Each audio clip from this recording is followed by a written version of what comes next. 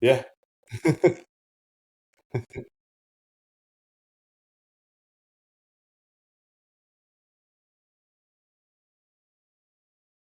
So, welcome to the One Moment podcast, everybody. My name is Kevin. I am a licensed clinical mental health counselor, a licensed clinical addiction specialist, certified clinical supervisor in the state of North Carolina. Today, we have an absolutely amazing star guest. Go ahead and introduce yourself, sir. Good evening, everyone. My name is Josh Evans. I am in a master's clinical mental health counseling program at Liberty University. Finishing up my first year there. I am also pursuing dual licensure in the state of North Carolina, licensed clinical addiction specialist and licensed clinical mental health counselor. I'm a person in recovery. I, try and work on myself a little bit every day, and you know, just trying to get through each day the best I can. Yeah, I think it is. When you say trying to work on yourself each day, I think that's again where the name of the podcast comes from, right? One moment. I Yep. mean, shoot, that's all we got is one moment. 86,400 seconds in any 24-hour day. So yeah, that's several moments. Um, so and I'm glad that you came up with the idea of self care. Like to since you're a guest on here and you're going to be joining us on Fridays and opening up that, how about let you start it off? How come self care? Or what is self care to you? So self care to me, just in a nutshell, has to do with recharging those batteries. Essentially, just taking some time for myself to recharge those batteries, to decompress, to reflect at times. I'm very much an introvert.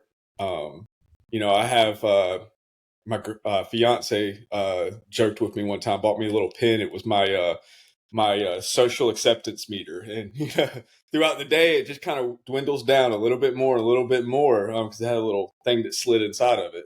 But that really is just kind of true for me. Once I hit that, once I'm depleted of that, social interaction, I need some time just to recharge. And so, being in grad school and still trying to, maintain my recovery, maintain my relationships, and work all at the same time, I found that self care is very, very important in my life. So yeah, I remember when Kev got with me and wanted to talk about something. That was like one of the two topics that I shot right off the gate, and just because of how beneficial I've seen it in my life and as well as the lives of those around me. Yeah, no, I appreciate that. And I think I think self care is important and it encompasses a whole bunch of things. Many numerous things. Um, when we look at what, depending on which, of course, book, resource, text, or what have you that you're going to be taking a look at, definition of self-care is the practice of individuals looking after their own health using the knowledge and information available to them, empowering them to manage their health efficiently and conveniently, often in collaboration with health and social care professionals as needed. It involves activities and routines that focus on your health and well being, encompassing physical, mental, emotional, social, and spiritual aspects. Like we were talking about last night, taking a biopsychosocial approach, right? Um, Self care can include getting enough rest, socializing with loved ones, eating well, and engaging in regular exercise. It is vital for building resilience toward life's stressors and can help manage stress, reduce anxiety and depression, and improve concentration and minimize frustration and anger. So, nah, I like that you shared that you were in recovery, and even being as busy as you are, school, relationship, everything else, and even trying, doing the podcast now on Fridays, right?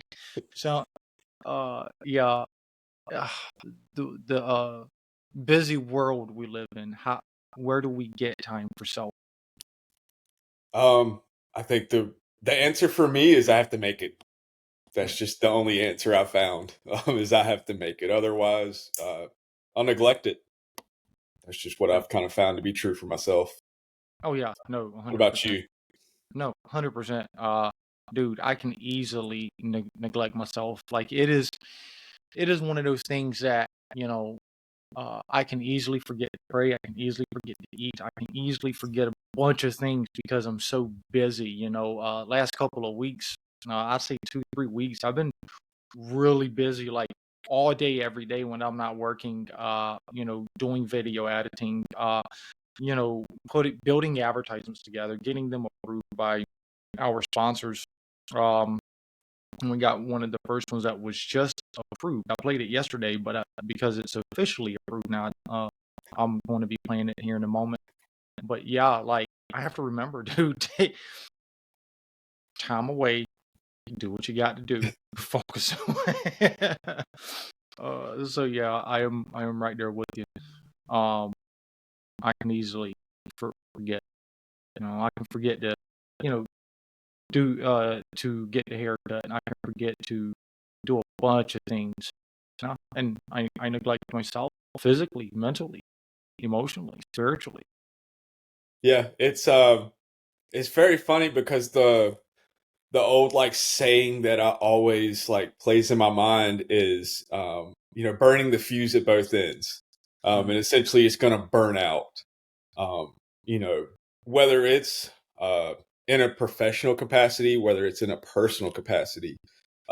What I've found is, when I don't practice self care in the many forms, and I loved how we talked about the biopsychosocial kind of breakdown of that last night, and I'd love to get into that more. But if I don't practice that self care, essentially what I find myself is in a place of burnout. And, for me, that's not a good place to be because a lot of times when it's burnout, I start to make very poor decisions, um, and I really start to neglect the things that either have to do with my beliefs, my values, my morals, something along those lines. The act of not performing self care typically ends, if I continued on that path, with the act of doing something self destructive or negative. That's just what I've kind of found, you know, based off of, my short time of practicing it. Right. No, I mean you're absolutely right. Before we go any further, let's definitely uh reach out and show this web hash. For those of you who don't know, web hash is a sponsor of ours. It is a Web3 website building platform. Decentralization, no code needed or no coding needed. What they do is you can connect any domain to it. I got all my domains through 3DNS. I'm working on putting stuff together for them, but you connect your domain to WebHash, and it turns your website into a NFT, also known as a non-fungible token. So just check it out real quick. Does anyone else have that one tool that makes building a website a breeze? In an era driven by digital change, WebHash is the indispensable tool that holds the key to effortless website creation. Create websites that endure, defy censorship, and bypass any single point of failure. As cutting-edge technology redefines reality, seize the power to build beyond limits. Join the Web3 revolution now and forge paths others can only dream of. Visit our site today and build your legacy. Building my own space on the web was always a grind until I hit up WebHash. Their no-code builder is my ace. It's swift and solid. It's like rocking a digital fortress that's immune to the typical shutdowns. Level up your web presence without stress. Ready to stake your claim in the digital realm? Dive into WebHash today, connect your Web3 wallet, and get started. They have multiple subscription plans, from a free version to a lifetime subscription. Check them out today at webhash.com. Most importantly, they sponsor the One Moment podcast, helping to raise awareness to critical topics in the healthcare field. Our official website was built using the WebHash platform. Throughout the projects that the One Moment movement built on WebHash, they stood behind and supported it all the way. Sign up and start building your website today. Don't forget to visit onemoment.chain.box and subscribe to our social media channels. So getting back to WebHash, definitely support them if you are into blockchain technology, or if you are even looking to create a website and don't really want anything to do with blockchain technology except for the bare minimum, right? Website creation, definitely would encourage you to, check them out. Check them out, webhash.com. So, and getting back to burnout, I was pulling something up on burnout, and it's interesting. Burnout, it happened. This is off of one of the resources I just pulled up, Josh. It is a form of exhaustion caused by constantly feeling swamped. It happens when we experience too much emotional, physical, and mental fatigue for too long. In many cases, burnout is related to one's job, but burnout can also happen in other areas of your life and affect your health. So now I love what you shared, man. And I think a lot of people, I'm not gonna say, I shouldn't say a lot, but many people do experience burnout, yet they don't understand what burnout is. Um, it's just kind of something that I've learned just in grad school, something they teach us. A lot of times, burnout can actually lead.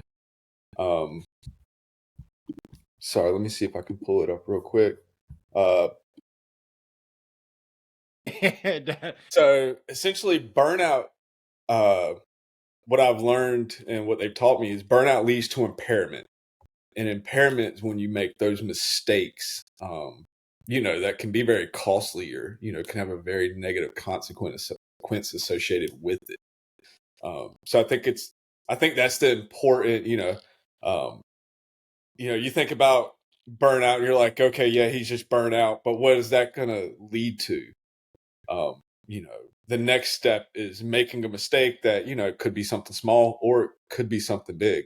I like to think of it as, if I'm going into surgery, I want my doctor to have some good self care, to be on top of his game. I don't want him to be out partying all night before, or, staying up late because his kid's sick, things like that. I would much rather him, let's reschedule that bad boy before you cut me open. I want you to be on your A game. Right. But that's essentially, kind of what it'll lead to, because, he goes to leave a piece of gauze or something in there. And I think gauze is the number one thing that gets left behind. So, yeah, if he leaves that in me when he goes to sew me back up, there could be some problems. Yep. A little small mistake, but yeah, it could have pretty big consequences. No, definitely you're right. I always challenge when I'm in group therapy, and I'm doing my group. I'm always always ask people, how many of us practice self care, right? And I'll be surprised, me every so often I'll get one or two hands up. Then we get to challenge them a little bit more, regardless of the situation, if they put their hands up or not. But I ask them, I'll be like, how many of us think that self care is selfish? And you'd be surprised, almost every hand in the room will go up. And so self, you know, for me, it goes back to what you were just saying, right? In order for me to practice ethically and clinically, professionally, and and personally in all domains of my life, I have to get enough sleep at night. My average is 5 to 6 hours of sleep. Sometimes, I sleep more. Sometimes I sleep less. But if I sleep more than 5 to 6 hours, and if I sleep less than that, I'm totally useless. Totally. You know, if I sleep 5 to 6 hours, I'm able to focus cognitively, spiritually, mentally, emotionally. You know, in every area of my life to the best of my ability. I mean, I'm human, so I'm gonna make mistakes. Of course. Yeah, there's going to be variations with each day, just like there's variations with each test that you take. You can be on your A game, one day make a 15, be on your A game the next day and, make a 10. There's going to be, variations in between with each day. It's funny because just looked up, essentially how many people are affected by burnout in the workforce. And in 2021, uh, Indeed reported that over half, 52% of the workers reported burnout. These are people who are aware of it and reported it. 52%. how many do you think actually are experiencing it but aren't even aware of it? Wow. Because that's just life. That's just, your normal day is, something that's very chaotic, very, essentially you feel pressured going from one thing to the next. And so you've just kind of accepted that as, this is just life. There's nothing I can do to combat it, Yeah. whatsoever. And, I think that I kind of had a little bit of that same mentality, for essentially all practical purposes. I didn't understand what self-care was. I practiced some aspects of it, but it wasn't conscious that I'm practicing these aspects as a form of self-care. A lot of times they were just things that I like to do. Uh, Yeah. so, I firmly believe that when you have the knowledge and know what it is and know what you're doing and make an intentional decision to do it, Mhm. that you benefit from it more than if you just kind of did it because you liked it or something along those natures.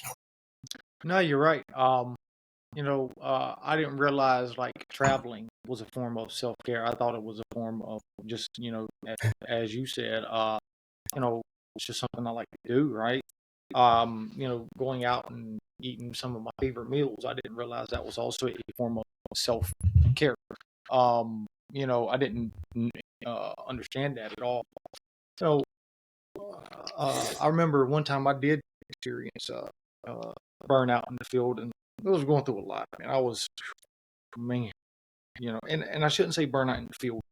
Let me backtrack on my words there. It was burnout personally. There was one instance of I was watching my best friend. He was dying from cancer. I was a full-time student, a full-time employee.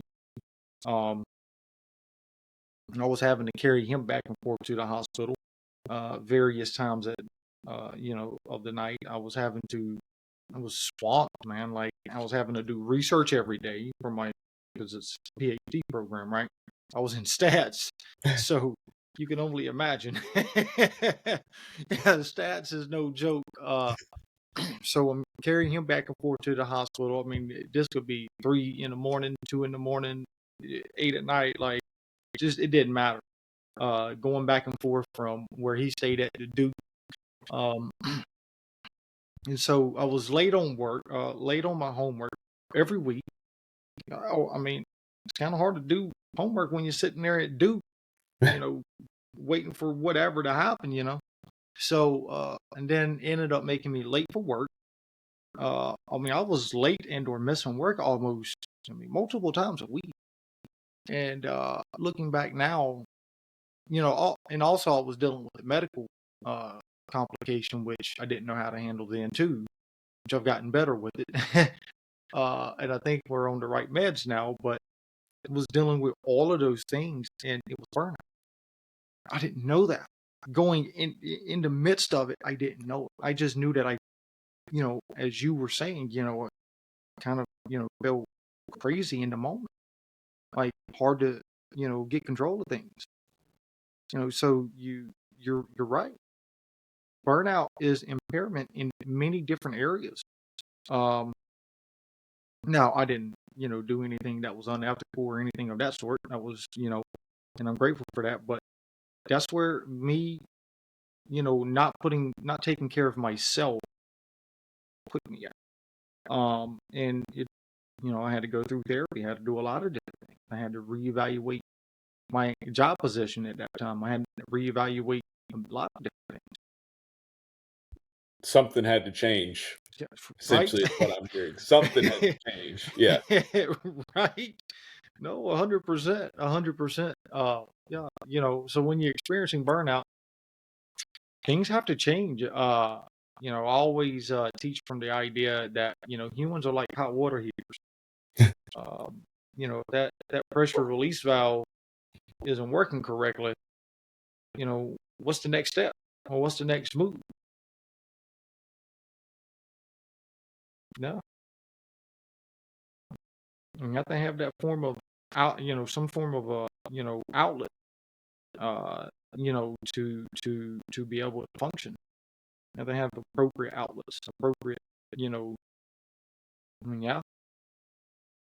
Yeah. I kind of went through, it wasn't the exact same thing that you were going through, but, you know, I used to have this motorcycle, and I'm not going to sit there and say I was an angel on it at all times, but essentially what happened was I got in a wreck, and I'm very big into like personal fitness. I'm very big into going out, very big into trying to eat healthy. uh, I consider that part of my self care. And, I got in that wreck on that motorcycle. It took a good chunk of skin off of me, broke my shoulder, all this, that, and the third. Wow. But what I found out is I lost that form of self care of going to work out at the gym. Um, and I kind of got to the point where I was just kind of eating whatever, wasn't feeling good. So I found during that time what I had to end up doing was upping my social self care. What that looked like for me was, connecting with people who are in, my recovery program, my friends, just the people that are there for me, people in my corner. I found I had to connect with them more because I was lacking in other areas. And so, that's funny that you kind of mentioned that. But yeah, there was definitely, I could see things kind of going, downhill in certain areas. And I was like, I was aware of it. But it still happened until I made a conscious, choice. I was like, I've got to make some type of change. And this was during a time where I first started seeing a new counselor as well. And I was just kind of really just kind of blessed how that just kind of happened one right after the other. I first started seeing her, then I had a motorcycle accident. So I leaned on her a lot more too during that time period. Um, so yeah, I think for me, it has to evolve. It can't stay the same. But if I'm lacking in one, I try and pick up in another. If I'm lacking in the social and I can't pick up in the social, I try and, focus on the physical. I try and focus on the mental. I try and focus on the spiritual. Kind of, you know, essentially kind of like a pendulum, one side goes down, I've got to put some more on the other side to kind of balance it out. No, you're absolutely right, and I'm glad that you shared that. And for me, it was, when I was going through that, it was making, necessary changes. It was hard in that moment because it was 6 months, man. It was about 6 months of going through this same thing over and over again every single day. And so for me, it did take, as a professional during that, and even as a, even in my personal life, had to find ways to, as you were saying, balance out, right? So for me, I was doing my best to stay connected with people in my corner, my support network. I did start exercising. I had quit smoking at that time, right? I had quit smoking for about 7 months at that time, but I started exercising. I was exercising about 3 days a week. I was getting my emotional stuff, taking care of my emotional piece, with my therapist at that time. I'm actually, still with the same therapist years later. She's freaking amazing. I'm telling you now, like she is by far, and I would definitely give a referral, but I don't want to break her anonymity. And I say anonymity, like I want to respect her privacy.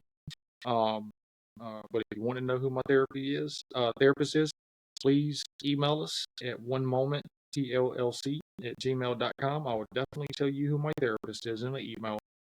She is amazing. But she is one of those who helped me to get out of that burnout, as you were saying, right? Needing to make a change when that. I love that you used the pen. I don't have a pen on me, but I would use the pen though. But yeah, nah, it was the same thing, man. Like very very similar. And my spirituality is, I mean, I couldn't, there wasn't much I could do from a spiritual perspective because shoot, I was doing everything that I could spiritually. I was praying every day. I was staying connected to my spiritual mentors during that time. I was talking to them just about every single day.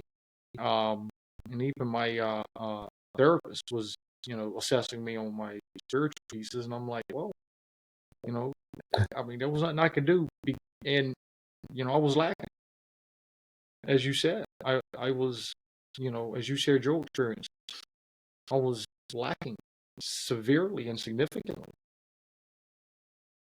Yeah. I can remember during that time, essentially, like calling up some people in my corner, some of that social support, and it felt like sometimes I call them like day after day, essentially with the same problem, with the same kind of issue, and um, they would essentially kind of help me out of that crisis moment, essentially for it just to happen again, and it kind of felt like I was essentially kind of being a burden on them at one point. But at the end of the day, it helped me get through it. It worked Mm. for me, and so that's why I kept doing it, even though I would get discouraged at times. Like I'd get through it, it would go away, it would come back. I'd get through it, it'd go away, it'd come back. But it's just kind of reminds me that it's not something that I think Alcoholics Anonymous talks about. We can't rest on laurels or morals or something like that. Yeah. Some old word that you don't really use today anymore. But essentially, what it means is I can't rest on what I did yesterday for today. Yeah. And so that was just kind of one of those lessons that I had to learn, kind of the hard way. It Right. just kind of Yeah. that's part of my nature. I'm one of those kids that tell me the stove's hot, and I'll say no, it's not. And then I'll go and touch it, and then I'll be like, my hand's burned. But that's how I learn. Hey, that stove's hot. Yeah. I don't know why. It's just I've always been that way. Yeah. Well, But best believe once I learn it, I don't forget it. That stove's hot. right, right. No, you are right, and I have to throw one of our ads on real quick. But I got something on the other side of that of this ad for you, Yep. folks. This next ad is for our host and also a sponsor of the podcast. Her name is Miss Sierra Soros. She is located out of Sanford, North Carolina, at the Place to Heal. She is a mental health and wellness company, so please, if you are needing any type of mental health, substance use services, or need any type of treatment, please reach out to her. Again, her name is Sierra Soros at the Place to Heal. Feeling lost or alone, struggling with unbearable trauma or addiction. Every day feels heavier than the day before. The weight of unaddressed emotions and problems can leave you paralyzed. On the One Moment podcast, we are aligned with the vision and mission of the Place to Heal. Founded in Sanford, North Carolina, the Place to Heal is a growing multi-specialty mental health and substance use practice dedicated to facilitating healing and personal development. Our team of compassionate clinicians are committed to providing evidence-based therapeutic interventions tailored to each individual's unique journey. We are passionate about empowering our clients to overcome challenges and achieve emotional wellness. The Place to Heal hosts and sponsors the One Moment podcast. Visit onemoment.chain.box to learn more about our podcast and to be connected to the Place to Heal. Follow us on social media for more content. Dude, these advertisements, I'm loving these ads, brother. I'm dead serious. I am freaking loving them. 100%. All right, so you said touching the hot stove, got a kind of a clinical joke or therapeutic joke slash, kind of a teaching moment, right, for you on this one. But I always or I love asking people and teaching the idea that I do believe it is our human nature to be, to touch the hot stove, regardless, right? To be rebellious. I think it is absolutely, and this is both my clinical, my professional, and my personal opinion. So there's no either way there's no either or on this idea. But I do truly, honestly believe that it is our human nature to be rebellious. Now, do you know why? No, I want you to tell me. Remember when you were younger and your mom said don't touch the hot stove and you touched it anyways? Yes.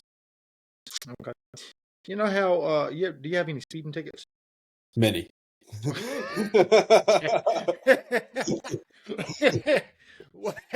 Did you not listen to the story earlier? I had a motorcycle. Yeah, I forgot about that one. So do I, right? but we're taught when we get our license, right? Don't speed.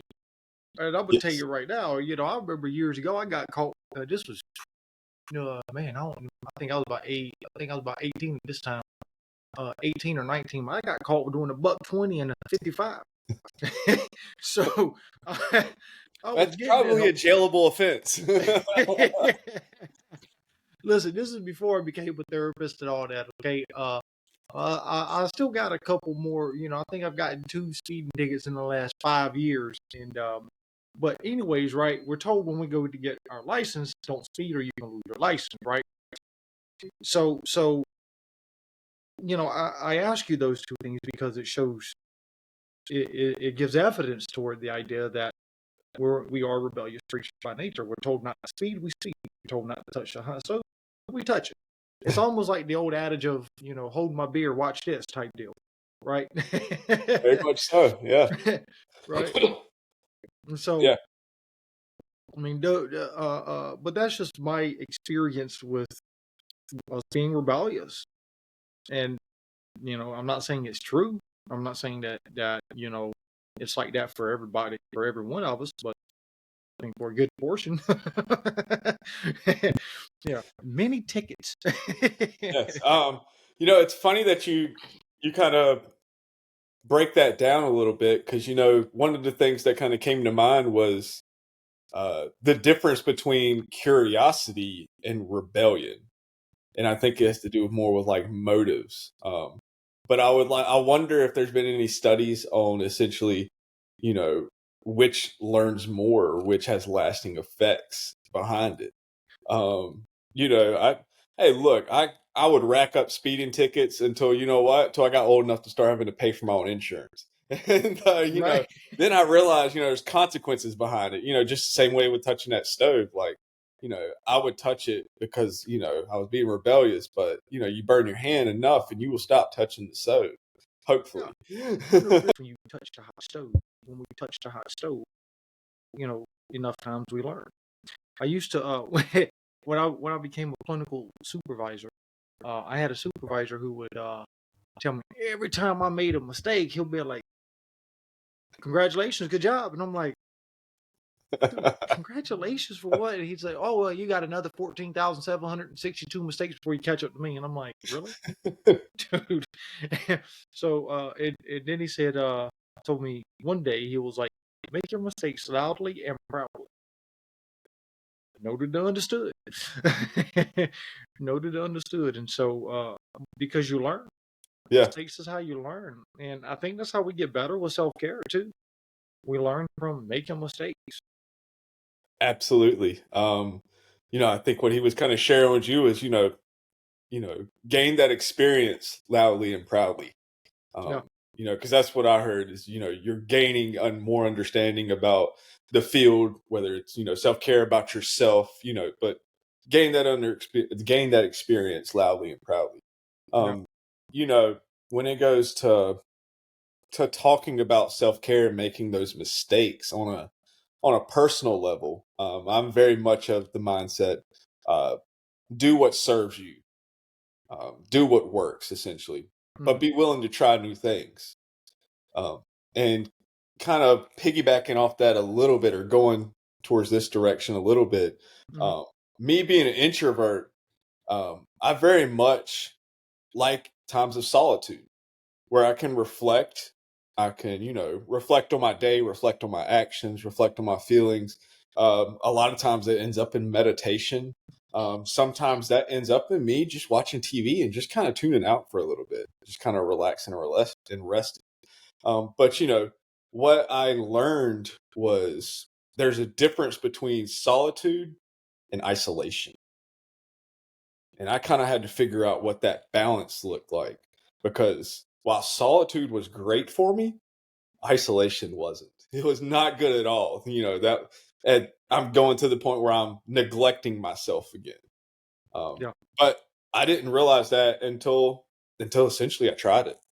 And I realized, Yeah. hey, this isn't good for me. But that required me being honest with myself, and being honest with those around me that are in my team, in my corner, in my Mhm. tribe, and they were like, hey, like I don't think this is good. I think I do need to get out a little bit more. whatever the case may be. But yeah, when we were talking about self-care, like, I think the adage is, a little bit of Tylenol will kill a headache. A lot of Tylenol will, not do good things for you. Essentially, it might unalive you. Right. But yeah, like, Right. you know, part of it's self-care, part of it's learning. No. Nah. And I think for me, I am the same. Very very similar. I'm not a full blown introvert. I'm gonna tell you right now, I'm an extrovert. I think at work I'm about the only one that talks all the time. But that's just me. I'm by nature a talker, right?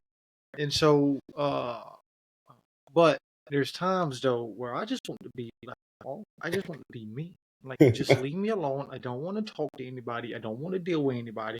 Just let me go on, my merry way. And so, it's taken me years to learn that healthy balance, because if I am, I can easily get caught up in in that, that isolation, that social isolation, versus experiencing some solitude. Early on, early on, um, man, you just threw me for a loop right there. I had a thought process for a moment. Listen, let's take a break real quick, okay? I'm gonna mute myself over here, and then we'll come back. Let's say 5 minutes. Yep, sounds good. Okay.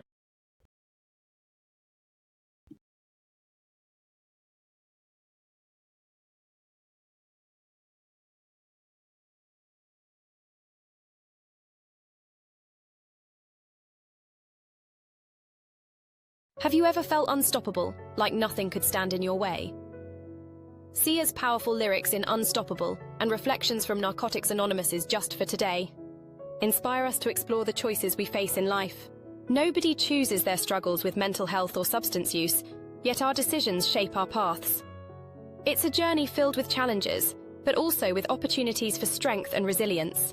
Recovery is not just about overcoming obstacles, it's about making choices that reflect our inner power and determination. Imagine the impact of your decisions, not just on your life, but on those around you who are battling their own challenges. Every choice we make can either build us up or break us down. What will you choose today? Reflect on the power of your decisions. Each one is a step towards becoming unstoppable. Think about the people who look up to you. Your choices can inspire them to find their own strength. In moments of doubt, remember that resilience is built one decision at a time. Choose to be strong. Take a moment to reflect. What choice will you make today? Will it be one that showcases your unstoppable spirit? Peace and love to all. Remember, your choices define your journey. Stay unstoppable.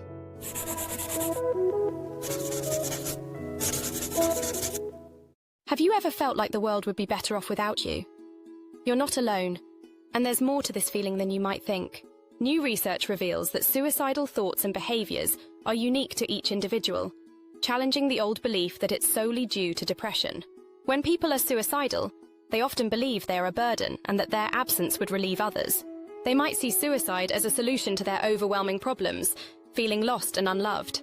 But ancient wisdom, like that from the Bhagavad Gita, teaches us to give up selfishness and embrace kindness, respect, and compassion for all. St. Paul once said, "Love never fails," reminding us of the enduring power of love in our lives. No matter where you are in your struggles, remember that someone cares about you, trusts you, and loves you. You are not a burden. Time has a way of healing, and your struggles will pass. Don't give up before the miracle happens. Hold on, because peace and love are within reach. If you need immediate help, please contact local emergency services. Peace and love to all. KO.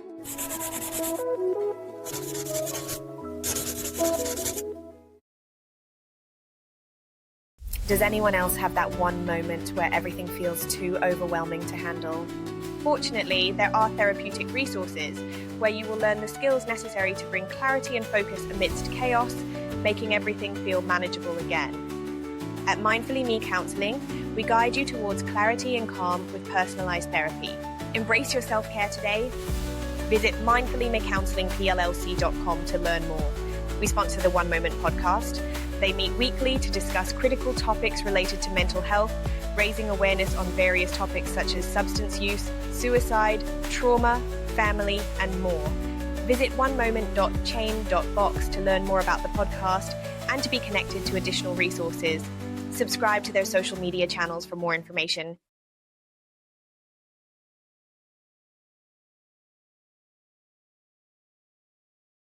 Does anyone else have that one tool that makes building a website a breeze?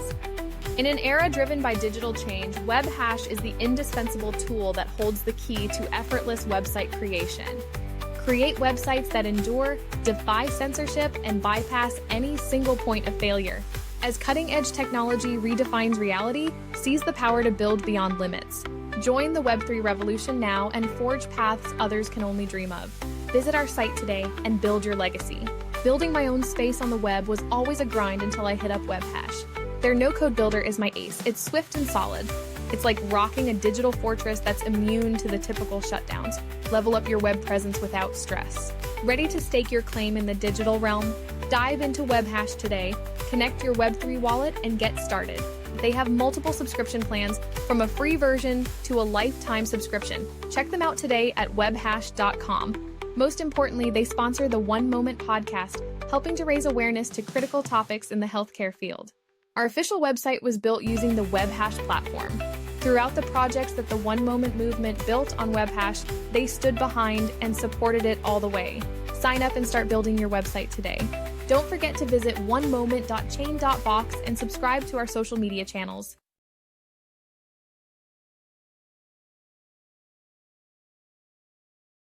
Have you ever felt like the world would be better off without you? You're not alone, and there's more to this feeling than you might think. New research reveals that suicidal thoughts and behaviors are unique to each individual, challenging the old belief that it's solely due to depression. When people are suicidal, they often believe they are a burden and that their absence would relieve others. They might see suicide as a solution to their overwhelming problems, feeling lost and unloved. But ancient wisdom, like that from the Bhagavad Gita, teaches us to give up selfishness and embrace kindness, respect, and compassion for all.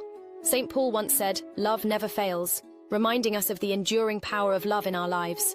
No matter where you are in your struggles, remember that someone cares about you, trusts you, and loves you. You are not a burden. Time has a way of healing, and your struggles will pass. Don't give up before the miracle happens. Hold on, because peace and love are within reach. If you need immediate help, please contact local emergency services. Peace and love to all. KO.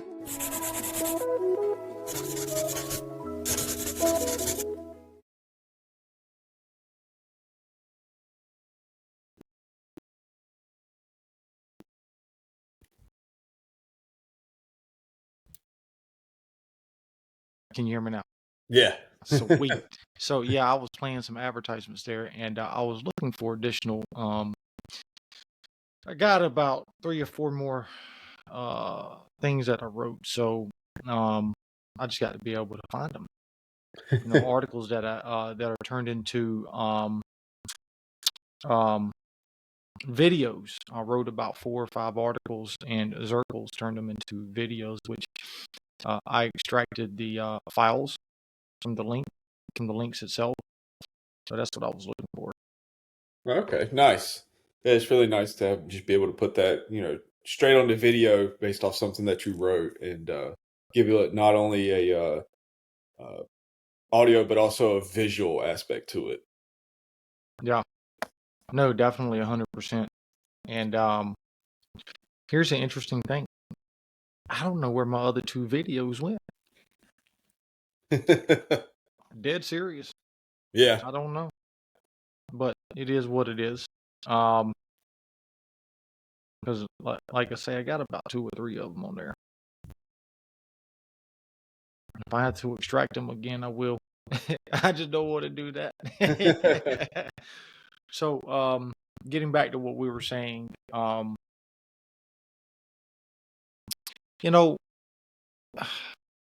I think burnout is and self-care, both of those go hand in hand. But I think those are two concepts that need to be talked about more. And unfortunately, I shared about this on one episode, but talk about burnout. I remember I worked for this one organization, and I'm not going to say any names because I definitely don't want to get sued. Right? um, but uh, I remember I was having some nightmares. I mean, pretty rough and bad nightmares. I was dreaming of just it was so bad. The nightmares were so ruthless. I mean, it was every night of the week. Gosh, it was devastating. You know, I would wake up in the morning at 1, 2, 3 a.m. and just from a nightmare, from panic. And I knew where it was coming from. Absolutely knew where it was coming from. And so talked to I was talking to my therapist and all that. And so, uh, I was informed that, or I learned that I needed to practice more self care, and it might not be a bad idea to find a different job. I mean, it was a place where it was a lot of violence. It felt like almost every single day it was a lot. I mean, when I tell you violence, like, uh, myself and one of my clinical suits, he and I literally put our lives on the line for the mental health and substance use field. And so there was so many, I mean, just day in and day out, it was one thing after another. Like, that's how devastating and that's the level of violence that he and I experienced working together for a year and a half. I did it for a year and a half. He did it for about a year. Uh, and so I ended up experiencing the same thing that he ended up experiencing. It was so, like I say, ruthless, the nightmares were. And so when we talk about self-care and burnout, I think it's important for employers to understand this too, because when I submitted my notice, the only thing my employer said at that time was, swear to God, I cannot make this stuff up. Just get over it, just deal with it. And I'm like, how do you just get over having nightmares? I would never tell a patient, I would never ever tell a patient, well, yeah, just get over it, deal with it. What? What? Josh, like, dude, you as a person, as you disclose, right, in recovery, and even myself, and even as a professional and a growing professional with that, right, and yourself as a grad student slash professional and a growing student and professional, you know what are your thoughts? Like, have you ever experienced anything like that? Um, Where so in a professional capacity, um, not to that extent, no. Um, have I seen it? Absolutely. And in people who are working in the mental health field, essentially, I've definitely seen that same kind of attitude. That reminds me of, the back in the day. This was funny. I learned this on a podcast from somebody who'd been in the mental health and substance abuse field for years. And he was essentially like, back in the day, part of treatment for substance abuse would be to yell at them. And, kind of be like, we kind of figured out that didn't work. no, But, it's kind of that same kind of attitude, like, just deal with it. And it's kind of like, wait, what? The kind of the same thing you hear a lot of times, just ignore it. And it's like, a lot of times when I hear that, I obviously will take that, take everything into consideration, even unsolicited advice. And, you know, deep down, I have a gut instinct on things. And, 9 times out of 10, it's not wrong. And so, when, I'm having an internal issue, and somebody's telling me just deal with it, ignore it, I'm listening to me more than I'm going to listen to you. I don't care what comes before your name or after it. It just, Yeah. that doesn't seem healthy for me, and kind of goes right along with the topic today of self-care. That just does not seem like that's going to work for me. So we're going to have to try something else. Um, you know, yeah. Right. Yeah, Yeah, I was expecting you to say, they were just going to offer you more money. But yeah, if they just to tell you just to deal with it outright, like, yeah, that's not a place I want to be. Um, when I was looking for organizations to do my practicum and internship, one of the things I would ask the clinical directors was, "What's your turnover rate?" Because I've found in my years of doing odd jobs and everything else that, places that have a pretty high turnover rate, um, you know, that same attitude of just deal with it might be there. And that doesn't seem like, for me, that doesn't seem like a very healthy place that I want to be a part of. Because I don't see many good things happening from that. There's kind of going back on that solitude versus isolation, kind of the same sense, like, there's always growing pains whenever you're working on yourself, but I think there's difference between growing pains and just pains that are detrimental. Like, when I go to the gym and work out, there's some pain associated with it, but that's very different pain compared to when I cut my leg open or something like that. It's just not the same. And I think, being able to recognize those two is kind of important to me. I think it's funny that you when you handed your resignation, they just told you to deal with it, because in the back of my mind, I'm screaming, do you realize the irony of this? I'm in a behavioral health position. A clinician is supposed to help people, but you're going to tell me to deal with it. But if I said, hey, I just told this patient, you know what I'm saying, they're dealing with SI, just deal with it. You know what I'm saying? Like, you would probably be reporting me, or I'd probably be having to answer to that. But for you to say that to me, that's okay. But that's a different story entirely. Right. No, no, and I could only imagine, right? Like, thank goodness I wasn't having suicidal ideations or thinking about, and I want to be mindful of this because I don't want YouTube to kick us off, with being live. But thank good we weren't. I wasn't experiencing that. And listen, if you're an employer and you're watching this, I hope you're learning something here. Okay, I hope you are. Like, I'm not going to knock out any names. Like, I'm not going to call any names because, again, I don't want to be sued. But if you're experiencing high turnover rate, you probably got an issue. And Yeah. I've worked for so many people. Depending on the place, right, would depend on. Excuse me. Depending on the leadership, would depend on the level of turnover rate, but it would also go back to the systematic or organizational structure. I've worked with many folks. I've worked with a few different agencies where they just cannot hire anybody. And or they couldn't keep people hired, and it's like, wow. And so you're talking about the level of stress all day, every day is just so significant, so significant.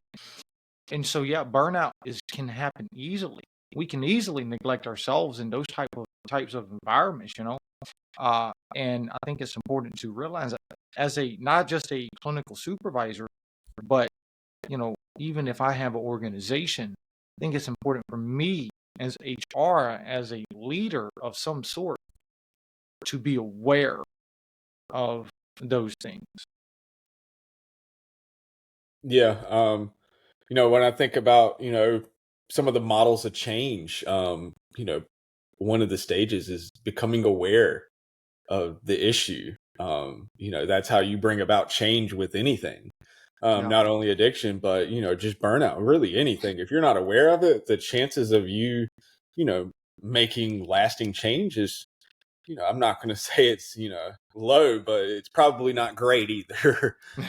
Anything can happen, but at the same time, it's like, I would much rather be intentional about it. And it's kind of funny how you brought up that work-life balance of, it's very important. I think of like some of the jobs that, people have a low life expectancy with, and it's not really a causation, but it's definitely a correlation. And a lot of those jobs are very, very high stress jobs that are very demanding. And, I'd be interested to see, what individuals in those fields, what their self care looks like. Um, because I would guess maybe it's not great. I would guess maybe they're just trying to do the best they can, but they probably can't take a second to breathe. No. Nah, I mean, and I don't know, as you said, I don't know, but I can only imagine many different things. And so, nah, I mean, there's so many things that, can be, that we can take away and learn from self-care, because it takes a biopsychosocial approach, and we've been discussing many different areas, throughout and spiritual, we take that approach, and we've talked about many of those aspects. So, how can we improve our self-care? I think we get the issue, right? You and I have shared both, a lot of different experiences with dealing with neglect of self-care, lack of self-care, right? Uh, so, you know, what are some things to help combat it, right?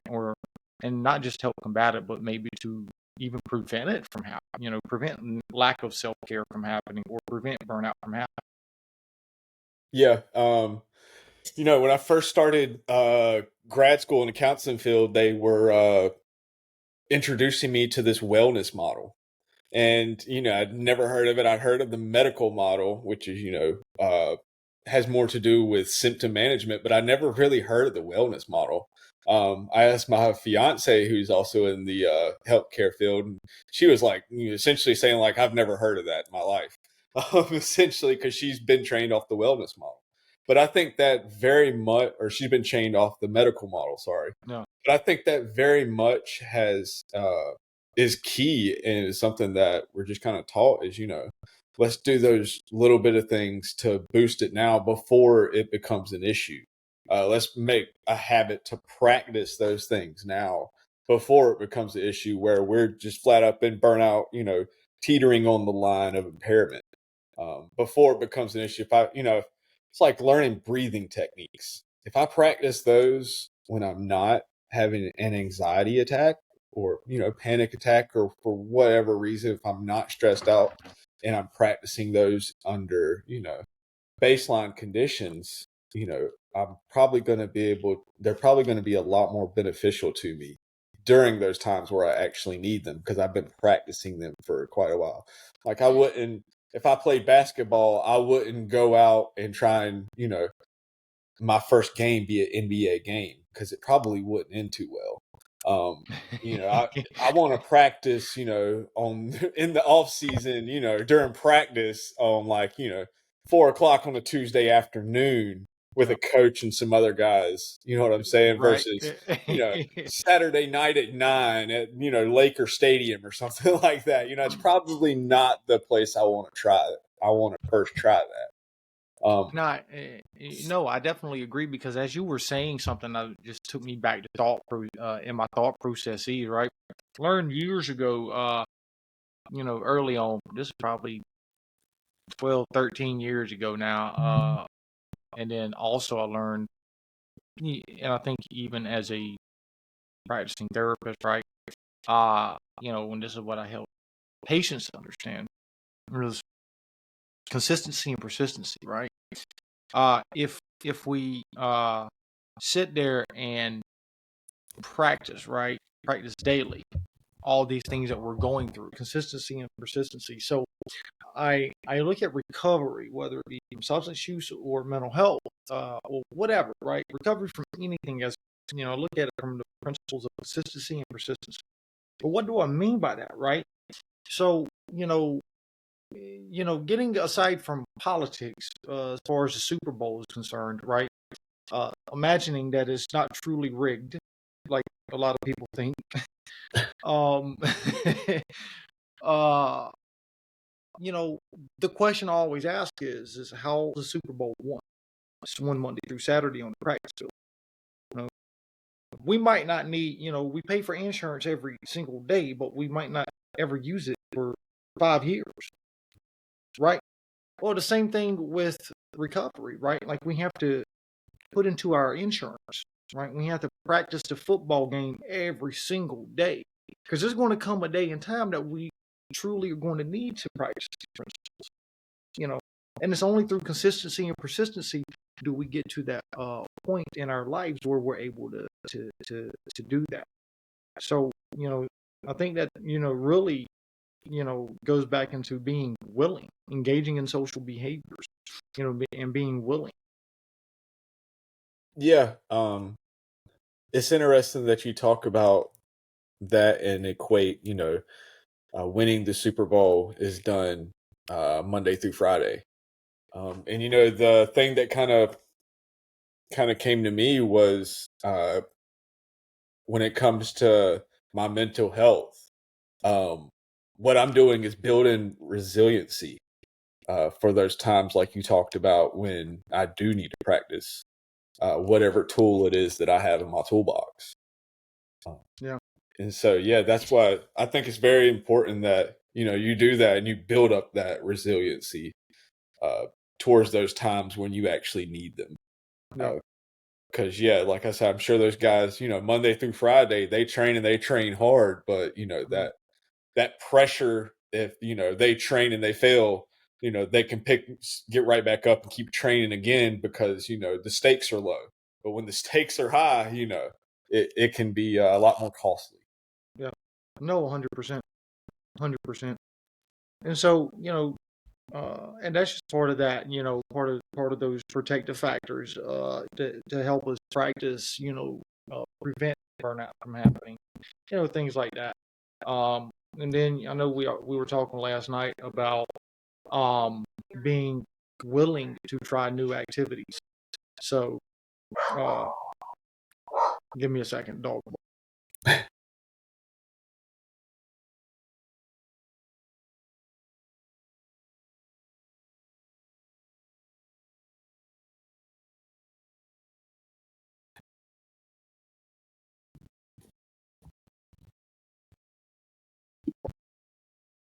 Thank you.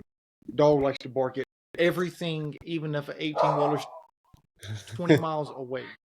Yeah, I'm Okay. surprised that ours aren't barking right now. They're sitting at the front door. But yeah, they haven't really. There they go. Right. Geez, but yeah, no. But it's about trying new activities. Preventing burnout and or reducing burnout is about trying new activities. Yeah, very much so. I had a counselor when I was younger. His whole premise was about trying new activities and about self care.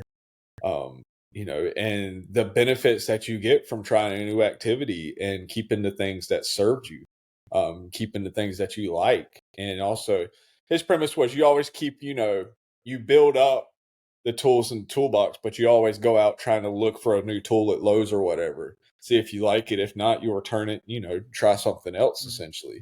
But that's essentially he kind of what he practiced or what he preached was, that being willing to try those new things. He was like, try one new thing a week. Doesn't really matter if you like it or hate it, but just be willing to do it. Yeah. You know, I kind of to go off of that a little bit. For me, another very, very big aspect of self care has to do with mindfulness and gratitude. And those are things Mm. that very much I had to try, had to be willing to try them. And in 12-step rooms, they always talk about gratitude. They don't. I haven't heard them talk about mindfulness as much, but they'll definitely talk about being grateful. And my experience was, once again, the rebellion in me never heard it, not once.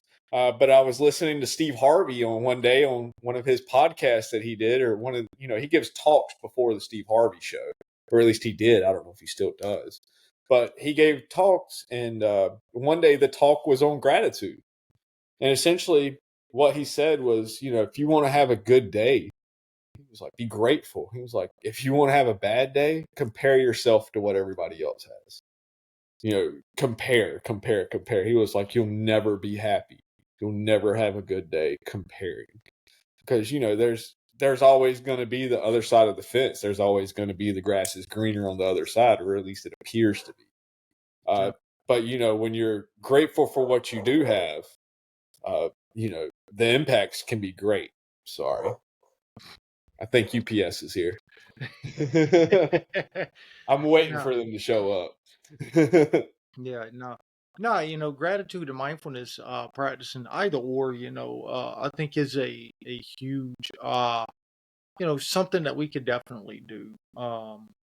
You know, should not just, uh, that we all should be practicing every day of our lives. You know, Gratitude for me, you know, or mindfulness. Let me split them down though into different pieces because mindfulness for me is about trying to be keenly aware or trying to be aware of my thoughts, emotions, decisions, behaviors, all of those things, throughout the day. And of course, I'm not perfect. I'm a fella that completely 100%. And then you look at, you know, uh, when you look at the idea of, gratitude, you know, it's always finding something to be grateful for. If I look at many people have it, worse off than I. They don't have it as good as I do, and vice versa. There's many people that, you know, I don't have it as good as, 100%. So yeah, I know you are 100% right on that. It is about trying to find that right perception, that perfect balance, you know, between ourselves and, things that we, might have been through. Or, there's always going to be gray days, sunny days, rainy days, blue sky days. There's always going to be all of those days, right? And the goal for me is to, uh, be try to have a neutral, healthy balance. You know, where I'm optimistic, I'm positive, I'm grateful, even if it's because I got something to eat today. I'm still grateful. You see what I'm saying? Like even if it's Yeah. that to that minute of a idea. Yeah. It kind of goes back to, like you just said, the balance is key. Um, nobody wants to go on a roller coaster ride 24/7. It can be very exhausting. But, I think that, when you have a balance where you don't have such highs and such lows, they kind of equal each other out a lot more. Where whether you're, instead of going into, episodes of mania and episodes of, major depression, there's, I would much rather have the balance, the shorter roller coaster ride versus the, that's manageable versus the one that is not so much, the one that affects me more. Yeah. And so, yeah, I definitely agree 100%.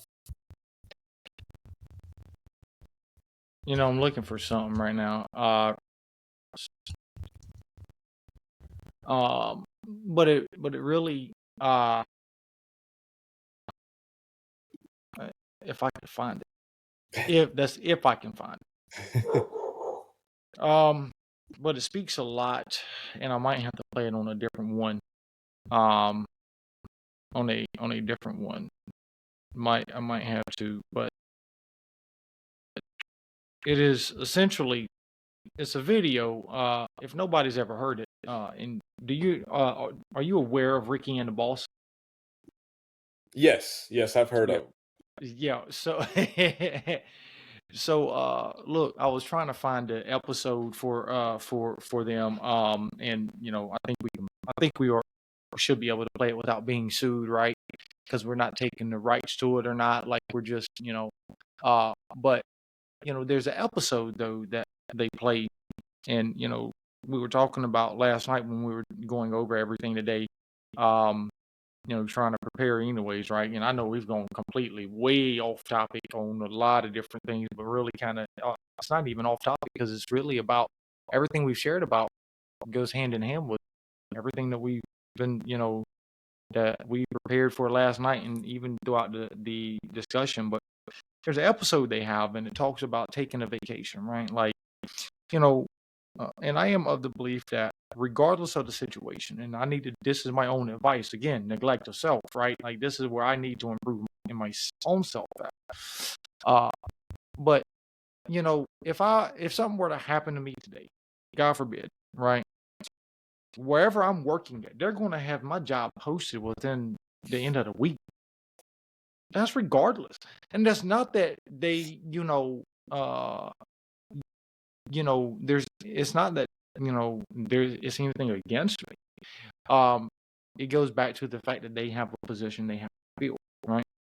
And so, I'm sure that my colleagues, wherever I'm at, my colleagues, the people that I work with, are going to shed a tear or two.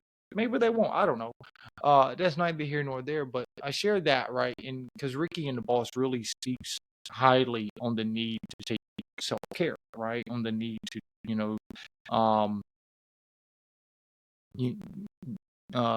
not just engage in self-care, but also take your vacations, take your time off, focus on you. And so, here's the deal. If you ain't had a vacation all year, take a vacation, right? Take a vacation. Focus on you for a change. Something I struggle with. I never take a vacation. No, I don't, but what he shared was that job is going to be there when you get there. Okay. It's going to be there tomorrow, Sunday, Monday, Tuesday, Wednesday, Thursday, Friday. That job is going to be there. Whether you take a vacation today, tomorrow, whenever, that job is going to be there. It's going to exist with or without you. Right. And this is to the audience right now. Right. Take your vacation. Focus on you. Right. We're on this earth for average age is 70 years? Yeah. I mean, you work. Give or take. Yeah, right. You work 80% of it, and you get you're able to retire a few years before you're technically supposed to croak before it's 10 toes up, right? Said respectfully. So take your vacations, folks. Take your do what you need to do for yourself. And I say that respectfully and humbly. Yeah. It's just kind of another thing that we're talk about or taught in grad school. It's essentially advocating for yourself. You advocate for the client, you advocate for yourself, you advocate for the profession. But I think it's a lot easier to advocate for others than it is to advocate for yourself. Yeah. Because then there's this thought that crosses your mind of I'm being selfish. Yeah. Essentially. And my question is, if you're not going to advocate for yourself, who is? Right. No. And that's something that I had to learn, the hard way, myself, because, there were so many times that, I remember growing up and, again, when we talk about self-care, man, I was bullied growing up, dude. I was bullied. And, and it took me 22 years. And I say 22 years because that's how old I was when I had some significant life changes, right? To learn how to advocate for myself and stand up for myself. Literally, it took me 22 years for that. And bullying is never a cool thing. Bullying is never bullying is, and this is, again, goes back to youth and some of the stuff we were talking about last night, which I can't mention it right now because we're live on YouTube. But, I learned to be a doormat for people up until I was about 22 years of age. And when I turned 22, I finally stood up and had a heart for myself. Right. And I would, and I credit that to the people that I know, that I love, that I trust in my corner. They taught me how to advocate. They taught me that, Kev, you don't need to be a doormat. You're a human being. You're somebody, right? You value. You are valued. You have value. You know, and so no, you're 100% right. It is learning to advocate for oneself. And you know, yeah, there's been many times where I've had to advocate for myself, many times, and it's from a humble perspective, of course. Yeah. In many of those things, you don't just lash out and thinking you're gonna get your way, because it's not the way you advocate. Just not being rebellious. It's learning it's getting to a point in life, learning to advocate for yourself from a humble perspective and having some humility behind it, to the best of my ability. Yeah. I think that's just something that you have to learn how to do professionally as well as personally, to be able to express those needs, and how you express those needs based off of the environment that you're in or the role that you're expressing them in is very important.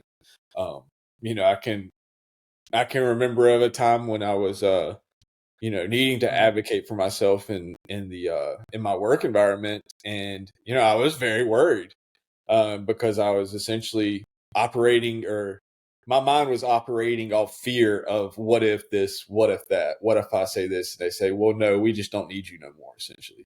And it kind of got down to the point of like, well, if they say this, I'll say this, if they say that, but that here or there, I was driving myself crazy doing that. Um, I really was not, doing myself any benefit by doing that. Ended up advocating for myself, saying, hey, this is what I need moving forward. And it worked out just fine. But when I was playing those what ifs or feeling like I didn't deserve it, I was really bringing myself, in a negative space. And the self-talk about myself was not great when I went down that rabbit hole. And, I think self-talk is another very important aspect of self-care. We don't, I would be very, very surprised if most people talk to others the way they talk about themselves. That, that internal dialogue of what they say about themselves. If they were to say that to others, like their friends, their families, their loved ones, I would be very surprised if that talk was the same versus that internal self-dialogue, that self-talk versus how they talk to their loved ones. Because a lot of times, that age-old adage thing that, we were our own worst critics, I think a lot of times is true. And, there was I was in a facility one time where there was this older gentleman. He said he had this joke, but it was actually kind of true. And he was like, why don't you put that bat down and let me have it for a little bit? Because, somebody was sitting there, they were expressing their negative internal dialogue out loud. And it was essentially like, what he was saying was, hey, don't be so critical of yourself. You're worth a little bit more than that. Your value is not based off of this circumstance. Yeah. No, you're absolutely right. There's, dude, I've written so many articles, man, and of course, 90% of them are published on Zircles. But that brings me to, the two wolves, the story of the two wolves. Having that internal dialogue. You want me to play you the article? Sure. Imagine a battle raging inside you, a battle between two wolves. One embodies all that is good, the other all that is evil. Vladimir Soloviev, a renowned Russian philosopher, once said, "What is important is not that in every man are the roots of good and evil, but which of the two prevails." This idea is beautifully captured in the Cherokee proverb about two wolves. When asked which wolf wins, the wise grandfather replied, "The one you feed." In our daily lives, we often feel pulled in various directions, experiencing internal conflicts and questioning our choices.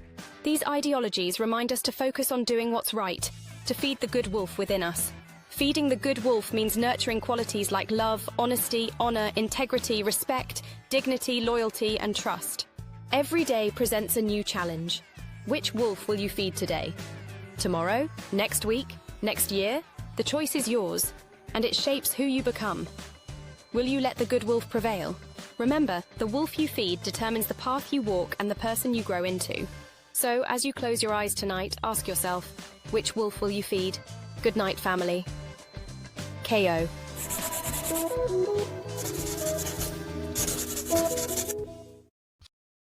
So that's the one thing that was coming to mind as you were talking, because we do have the internal dialogue, right?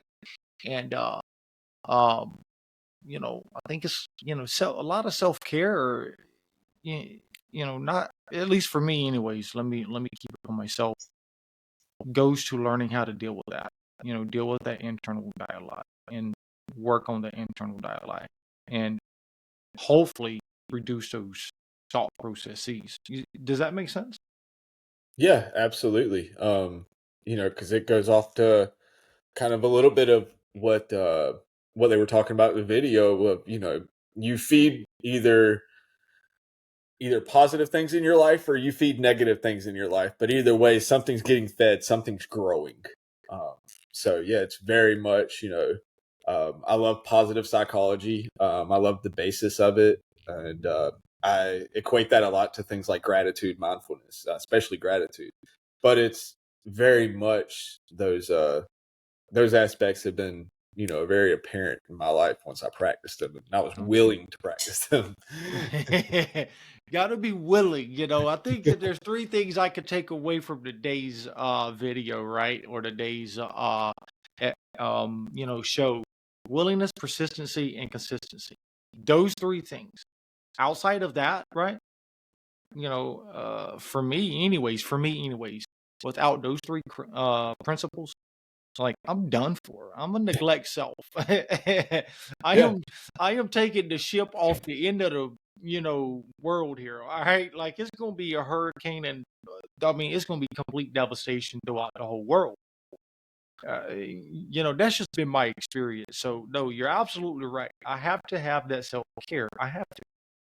Yeah, and it's something that I have to practice and I have to be aware of and have to Mhm. be willing to take time out of the day. That was something that, kind of talked about earlier today at the very beginning of it is, just this doesn't just kind of happen. You have to make it happen. You have to put Yeah, in some effort to make it happen. Once you do, you'll see benefits of it. yeah. But you still have to put in that effort. You have to be willing to, set aside some time for yourself. No, 100%, 100%. You are absolutely right. So, but nah, I mean, I know we got to do a hard wrap up. So, any final thoughts before we play the closing ad for WebHash?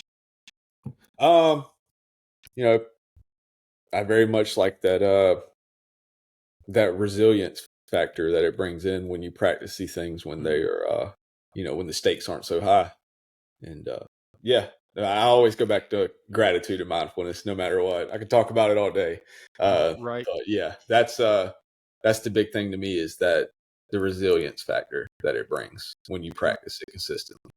Yeah. No, 100%. Nah, I'm right there with you. The results of practicing self care on a consistent and persistent basis, and again, just taking those vacations, just doing everything that we spoke about today, and many more. I mean, there's many more. I mean, self care is a conversation we can have for days, weeks. So, well, listen. For the audience, check us out. One Moment Podcast at YouTube. On YouTube, we are One Moment Podcast on TikTok, and we are One Moment Podcast on Instagram, and check us out on X. If you go to onemoment.chain.box, you'll be able to check us out.